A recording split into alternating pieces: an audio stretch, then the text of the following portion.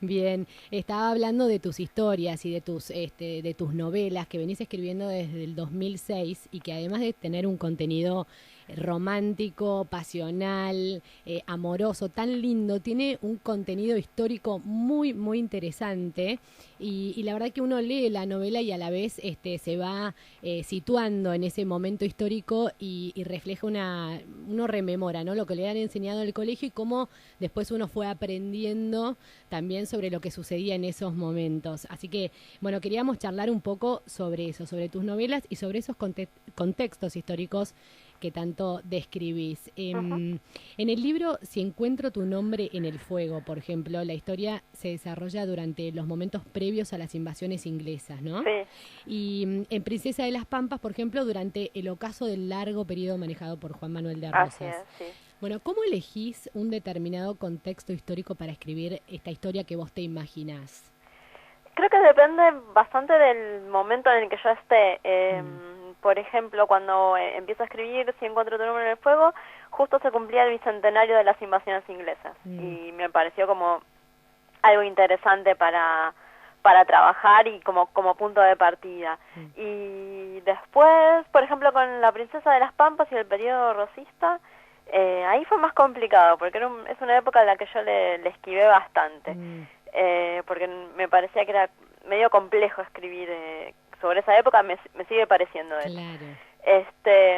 Pero bueno, me había encontrado con ese, en el tema con ese libro precisamente con un cuadro de Manuela, Sí. de Manuelita Rosas, y fue como, no sé, una especie de amor a primera vista, como que ahí había una historia interesante para contar y alrededor de esa sensación fui construyendo la Princesa de las Pampas. Y así con cada libro eh, va como surgiendo una idea Claro. de qué época histórica quiero trabajar. Claro, vos dijiste recién que es difícil escribir en el periodo de Juan Manuel de Rosas Sí. y la verdad que sí, yo considero lo mismo y leyendo un poco la historia es tan, digamos, no la historia que vos contás, sino en general la historia, lo que se ha dicho sobre ese periodo es tan controvertido.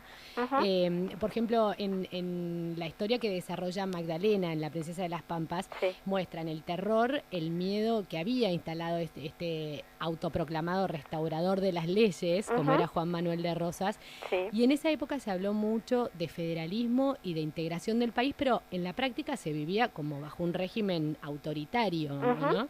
¿Cómo, Sí. cómo era ese periodo? ¿Vos cómo lo describirías sintéticamente? A Sí. ver, fue un periodo donde me parece que cierto grupo necesitó instaurar alguna especie de orden Ujú, y adquiere la forma discursiva de federalismo mm, y se impone a través de la violencia. Es mm, decir, a partir del ascenso al poder de Rosas, lo que se establece es una suerte de discurso. Entonces, todo aquel que es opuesto a todo el grupo que lidera Rosas, porque Rosas mm, no estaba solo, había gente que lo apoyaba, sí, es llamado unitario. mm, Y a partir de ahí empiezan a entrar en esa categoría de unitarismo un montón de personajes, de actores sociales que quizá no estaban de acuerdo con la ideología unitario, que pertenecían a generaciones diferentes. Por ejemplo, claro. que Florencio Varela, contemporáneo en edad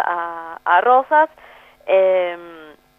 se lo considera unitario. De hecho él era uno de los líderes unitarios, pero también se lo considera unitario Esteban Echeverría, que es Mm, un hombre que nace bastante después y que no tiene que ver con ese partido unitario, pero bueno, dentro de la categoría unitario se coloca claro, a varios personajes. claro. Eh, fue un periodo complejo porque fue un periodo violento. Mm, Todos los, todos los documentos que a los que uno puede acceder, tanto desde Rosas, desde el rosismo, desde lo que se considera aliados a Rosas, como de aquellos que son sus enemigos, lo que traslucen es la violencia. mm, Eh, y bueno, cuando uno intenta trabajar ese periodo, tiene que empezar a preguntarse, ¿no? ¿Qué hago con esa violencia? claro. cómo la viven mis personajes, cómo la escribo, Sí, cómo la sí. escribo yo. Sí, Ah, sí, y eso, y se nota, lo articulás, por lo menos para mí, muy bien, porque bueno. hace a las pasiones de las personas también y de los personajes de tus novelas, ese Ujú. conflicto que había entre la violencia y el amor, por otro lado, que trataba de desarrollarse en ese contexto. Ahora, vos Bueno, dijiste, esa era una de las preguntas, ¿no? Cómo claro, yo pensaba si la historia de amor típica del rosismo es la de Camila, la sí, de Camilo Gorman mm, y el cura Gutiérrez, ¿cómo hago yo para construir una historia de amor que tenga un futuro posible? claro, tal Era cual. muy difícil escribir desde ese lugar en un contexto tan violento como Sí. es el del rosismo. Sí, ahora, vos dijiste que se ponían, por ejemplo, a unitarios, en esa categoría de Ujú, unitarios entraban un montón de personajes que por ahí no eran tan así o ujú. no eran tan con esa idea.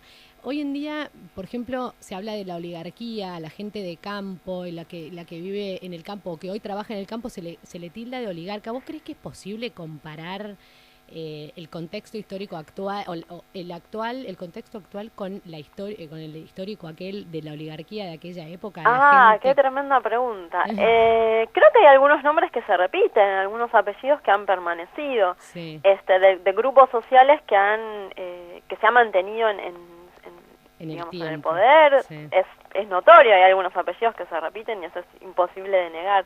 También creo que el campo argentino tiene sus sectores, sus fragmentos claro, y bueno, habría que analizar y sentarse a ver qué lugar exactamente cumple o ocupa cada uno, ¿no? claro. Digamos que Medio, en aquel momento la oligarquía era solo para un grupo determinado, va, por lo menos es mi sí, digamos, pensamiento, ¿no? oligarquía refiere a eso, ¿no? Claro. A un grupo específico dominando. Que dominaba lo Ujú, que era, hoy el campo está, como vos decís, compuesto ujú, de varios, de distintos gente de distinto origen y ujú, que se dedica a distintos rubros y tiene distinta capacidad productiva también, que no es ujú, la misma. Por eso, un poco la pregunta también iba a si es válido la ujú. comparación entre, por ejemplo, próceres de entonces y los políticos actuales. Ah, el tema yo le entraría por otro lado. El tema Sí, es cómo entender lo que es un prócer, o claro, qué era un prócer, claro. y qué es un político en este momento, ¿no? Sí. No sé si las comparaciones son válidas en unos 200 años de distancia, yo no podría decirte. Podría Mm, decirte, bueno, comparemos políticos de hace 30 años, a claro, ver qué estaban haciendo, si son los mismos, si son diferentes. claro. Pero, ¿qué sería un prócer? O sea, el prócer es lo que nos enseñaron en el colegio, es esos que Claro, hicieron la patria, o eran políticos que estaban llevando adelante un proyecto específico. claro, Eh, ¿Qué es un político ahora? Es un cuadro que representa determinado sector y lleva claro. adelante esas determinadas políticas o propone determinadas acciones gubernamentales.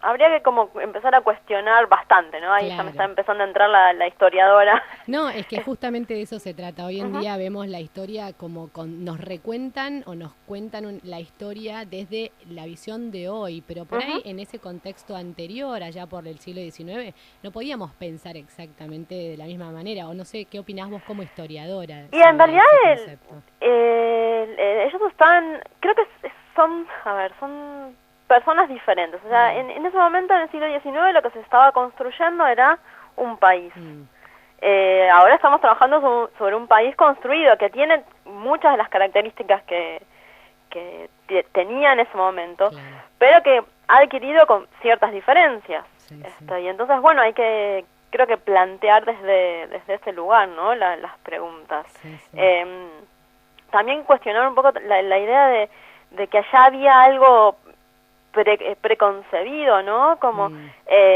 bueno, 25 de mayo de 1810 ya está, listo, se sí, fundó la República Argentina y a partir de ahí empieza todo. En realidad, si como historiadores lo que debemos señalar algo es que Argentina se construye, se termina de construir a partir de 1860. mm, Entonces, si contamos desde 1810 hasta 1860, tenemos que explicar qué pasa en esos 50 años. claro, obvio. Este, Bien. Son preguntas complejas, ¿no? Daría como para trabajar mucho. Sí, y creo que sí. también son preguntas complejas que llenan las librerías. Claro, O sea, exacto, porque una de las preguntas es por qué vos crees si crees ujú, que hay varias versiones de la historia, ¿no? ujú, Si se dan, porque un historiador por ahí cuenta sobre un mismo personaje o sobre un mismo contexto una historia o lo que sucedía en ese momento de una manera y por ahí otro ve totalmente otra cosa. ¿Eso ujú. se da? ¿Es así? Sí, absolutamente, y Mm, es bueno que así funcione. bien. Lo que pasa que también a veces es difícil de explicar al público en general, o el público en general, el público que no está formado dentro Mm, de alguna especialidad de la historia, que existen diversas corrientes históricas claro. que tienden a explicar determinados procesos y que a nosotros no nos explota la cabeza leyendo Claro. una y leyendo otra y viendo cuál de las dos puede ofrecer una explicación sobre la realidad. Mm, En realidad existe una realidad que es compleja, a la que se puede acceder de manera bastante compleja. Los historiadores accedemos a ella a través de las fuentes escritas, ujú, y a partir de esas fuentes se empiezan a elaborar hipótesis. De hecho, todo conocimiento histórico siempre está en el nivel de hipótesis, es decir, sí, es una afirmación que debe comprobarse. sí, sí. Eh, y bueno, a partir de ahí, de las fuentes, empiezan a aparecer diversas explicaciones. Y esas diversas explicaciones va a aparecer según la época específica que se esté viviendo, según en la ciencia se llama paradigma, según el Mm, paradigma que sí, esté funcionando en ese momento. claro. Por ejemplo, un paradigma importante del siglo XX fue lo que se llama estructuralismo, Sí. pero que en este momento está en crisis, y ahora hay otro paradigma que es el de la posmodernidad, en Mm, donde se establece que todos son discursos. claro. Entonces, todas esas interpretaciones, todas esas lecturas van generando interpretaciones, lecturas diferentes sobre procesos históricos que están determinados, que ya sabemos que ocurrieron. El 25 de mayo de Claro. 1810 fue siempre el 25 de mayo de Sí, 1810. Ahora, ¿qué era lo que realmente estaba ocurriendo ahí? Bueno, ahí es donde empieza la pelea. claro, tal cual. La pelea por quién explica la realidad de la mejor manera. Sí, tal Y cual. ahí ya entramos en un lío. Sí, porque hay varias visiones. Ahora, Ujú, justo hablaste de paradigmas, Gabriela, ujú, y yo me doy cuenta, en tus historias hay amores, por ejemplo, entre un esclavo y una joven de alta sociedad porteña. sí, Tenés hijos naturales, hay ujú, extramatrimoniales, algunos que son reconocidos, otros que sí, no. Bueno, también hay matrimonios que rompen con los esquemas formales del siglo XIX en ujú, las historias que contás, como un hombre de apellido y familia tradicional que se casa con una mulata. ujú. Que Bueno, tampoco tiene un apellido tan ajeno. claro, que encima es un apellido conocido como el de Rosas, tal cual. Claro, Bueno, estas historias se han dado en la realidad, seguramente que fueron, o sea, más allá de la ficción que vos generás y del ujú, personaje, pueden haber sucedido historias como estas en ese momento, han sido reales sí, seguramente. Y seguramente que también han revolucionado esa época, ¿no? sí, Hoy en día, por ejemplo, estamos discutiendo y hasta juzgamos por ahí el sí, matrimonio igualitario, el cambio sí, de género, ujú, que son grandes debates que ujú. imagino yo que cambian esos paradigmas de los que hablabas en aquella sociedad. Ahora, ¿vos cuáles creés que fueron algunos de esos cambios que a lo largo de la historia primero nos fuimos acostumbrando y después lo legalizamos, como Sí. por ejemplo esto? ¿Algún ejemplo que se te ocurra de cambio importante? Ay, a ver, hay algo interesante sobre el tema de las madres solteras. Mm, Pero me acuerdo nada, de cuando yo iba al colegio, o sea, no hace 20 años. sí, El tema de que una chica quedara embarazada, y era como algo terrible, algo sí, en donde parecía como estigmatizada para siempre. sí, Y bueno, creo que en este momento este, no pasa, o claro. creo que se ve desde otra manera. Sí, Este, incluso hoy en día hay mujeres que eligen ser por madres supuesto, solteras exacto. y en otra época por ahí Hubiera podía sido un ser un escándalo. escándalo. Exacto, exacto. Sí, Sí, mujeres que dicen, bueno, quiero tener un hijo y no he tenido la posibilidad de formar un matrimonio, pero aún así quiero tener un hijo. Y esto ha sido, durante la historia y en épocas históricas, ¿ha sido tema de grandes discusiones? Como por ahí ahora pasa, ¿no? Que estamos en este medio hasta que evolucionemos quizás. Sí. ¿Y la gente fue evolucionando y se fue acostumbrando o todavía queda ahí como...?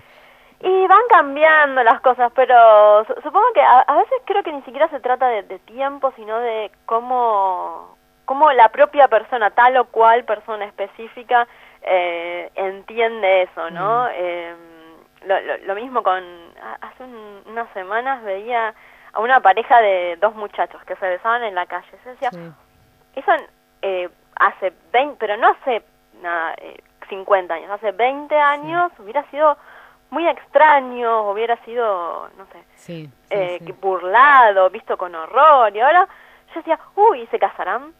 Porque yo quiero ir. Sí, hoy le ponemos, lo tomamos de otra manera. Claro. Bueno, yo imaginaba por ahí en aquel momento cuando Sarmiento proponía la escuela laica y hubo un tiempo donde solo la escuela, viste, se daban las casas, las familias importantes y bajo la estricta religiosidad, ¿no? Sí, como... por eso a mí me encanta lo que vos contás en tus libros, porque en el fondo, si bien reflejás lo que el pensamiento de la época, la estructura de lo que era la sociedad y el trabajo o la función de la mujer o el rol de la mujer en ese momento, también te animás a que esa mujer rompa con el esquema. Claro. Y contás que puede tener un buen final a pesar de haber sufrido, digamos, la crisis en ese momento, ¿no? Claro, lo que pasa que también yo soy una mujer de esta época, entonces me cuesta mucho escribir. Primero me cuesta mucho imaginar mujeres sometidas y obedientes, porque si bien estamos de acuerdo, eran mujeres que estaban obligadas a sus hombres, ya fueran sus maridos, sus padres, hermanos, lo que fuera.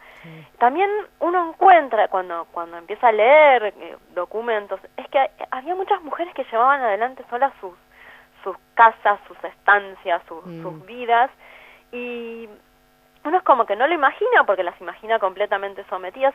Hay un ejemplo clarísimo de este tipo de mujeres que es Agustina López de Osornio, que es la madre de Juan Manuel de Rosas. Y era ella la que llevaba el mando de las estancias. Claro. No era su marido, sino ella misma.